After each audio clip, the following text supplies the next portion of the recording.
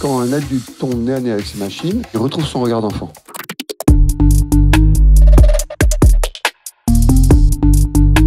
Nous sommes aujourd'hui à l'EFAP Toulouse et nous avons le plaisir d'accueillir François Delarosière, le fondateur de la compagnie La Machine. Il est le créateur des machines telles qu'on les connaît déjà à Nantes. Il a travaillé sur la création de nombreuses machines pour mettre en place des spectacles vivants dans le cadre de la ville. Je me suis rendu compte qu'un assemblage de matière inerte par le mouvement pouvait produire de l'émotion. Et avec le mouvement, on arrive à créer un langage qui va dialoguer et parler avec les humains. Je pense que ce que j'ai le plus retenu dans la conférence de François Delarosière, c'est surtout que nous devons continuer à regarder vers le haut, à nous émerveiller finalement de tout ce qu'on peut nous proposer dans la vie et d'essayer de garder notre âme d'enfant au plus possible. Je pense que c'est très important quand on fait de la communication, d'ouvrir vers des champs nouveaux de communication. Alors nous, c'est la rumeur, ne pas annoncer certaines choses. La communication fait partie de l'expression de notre théâtre et c'est le début de l'histoire.